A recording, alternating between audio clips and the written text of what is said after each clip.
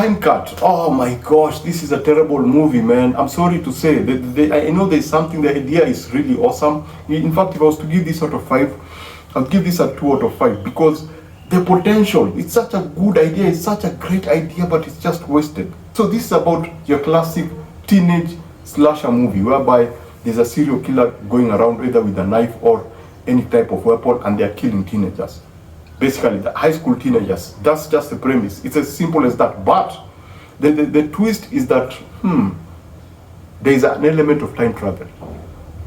Our main character had a sister, something happened to the sister, and so they keep mourning her, and then one day, in a particular place, something happens, and then she's thrown back to the early 2000s, whereby she meets her sister and a group of schoolgirls and schoolboys, and then she's back to that particular time. She's back to a period when all the killing was happening. And so the movie follows her as she tries to correct whatever happened during that particular period. Now the concept is fantastic, but man, it's the writing and the characters and the performances, because they do that classic mistake of, you're talking, there's an awkward pause, that person replies, there's an awkward pause, this person says something, there's an awkward pause, that person replies. So you feel like the editing is not very sharp, the editing is not lean. The story in itself, while being a very good concept and good idea, it's dragged down by a pacing that does not feel deliberate. The pacing is driven by the story. And the story in itself, while it's interesting and it moves very quickly and it moves very efficiently in bringing us into this particular world, still has its own loopholes.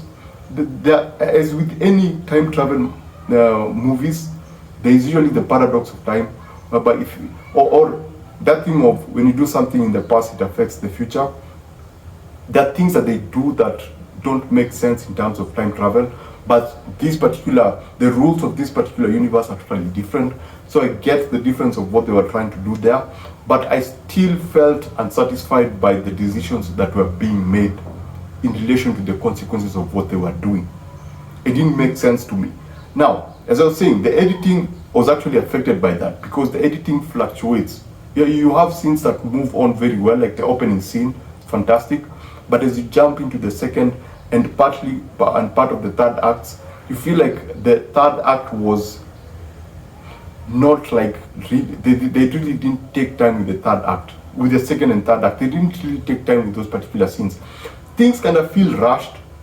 Things that I thought that were supposed to be important feel like kind of rushed, and then things that are not important, like getting to know these people or getting to understand the mindset of particular characters. We spend so much time with them, and I'm like, this is not important. This doesn't work for me. I think there are far more important things that you will be focusing on, like the kills. I wish they would have paid more attention to. Now, I wish the second and third act would have been just focused on the killing alone, rather than getting to discover where these people are, where the parents are, or that kind of a thing. So yeah, while this is a very, very good movie in concept, it's still it's a terrible film in terms of the dialogue, how it's delivered, the pacing. The cinematography is okay, it's nothing new. The slasher, while the reveal I thought was very, very well done. I thought that idea of that particular character was fantastic because I couldn't tell. I couldn't pick out who was there or whatever, and I actually did not know who it was until the very end.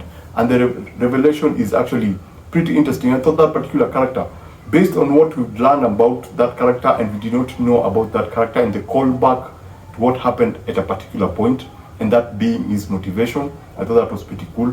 But generally, everything else just doesn't, it just lacks that oomph that makes, and the tension that makes these slasher movies good. It just lacks that.